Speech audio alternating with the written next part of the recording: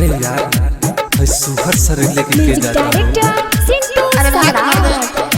नहीं क्या बुझा कारण भैया का सलिया पीछे से देखत रहे समय के चिन्हात।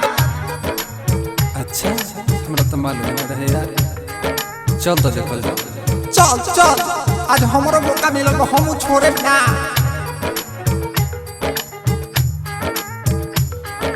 भौजी के बहिन लागे सुपर हिट हो,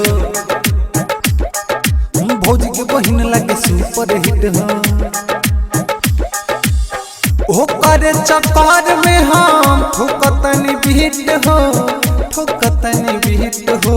भौजी के बहिन लागे सुपर हिट हो, हाँ भौजी के बहिन लागे सुपर हिट हो,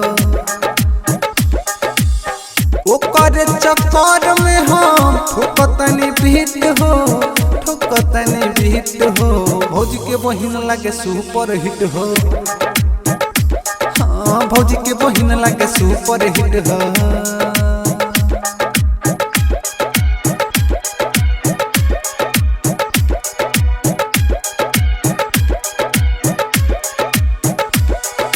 म्यूजिक डायरेक्टर सिंटू सम्राट।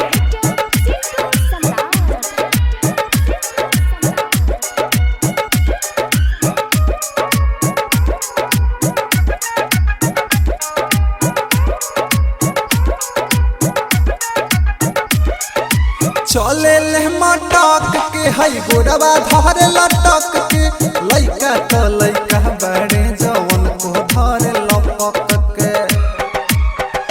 हाँ चले ले मटक के हई गोरवा धर लपक के, लइका तो लइका बड़े जवन को धर लपक के।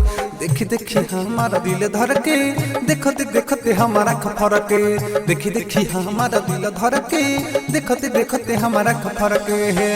बनल बहटी पूरा लागतारी फिट हो, लागतारी फिट हो। भौजी के बहिन लागे सुपर हिट हो, हाँ भौजी के बहिन लागे सुपर हिट हो।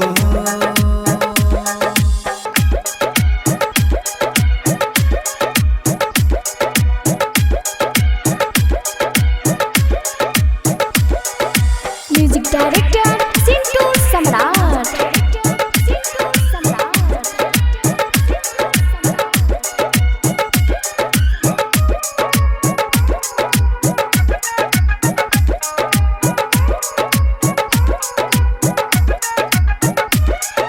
चूड़ी लहनी कीन के हम नथिया लहनी बीन के, ओकर चक्कर में यार बाहरे हम घर से निकलनी दिन के। हाँ चूड़ी लहनी कीन के हम नथिया लहनी बीन के, ओकर चक्कर में यार बाहरे हम घर से निकलनी दिन के। राइटर शशि रंजन माना कहले रहे, आनंद राज संगे गइल रहे। राइटर शशि रंजन माना कहले रहे, सोनू सजन संगे गइल रहे। आटा पीसा भावे गइनी, गेहूं देहन छीट हो, गेहूं देहन छीट हो। भौजी के बहिन लागे सुपर हिट हो, हाँ भौजी के बहिन लागे सुपर हिट हो।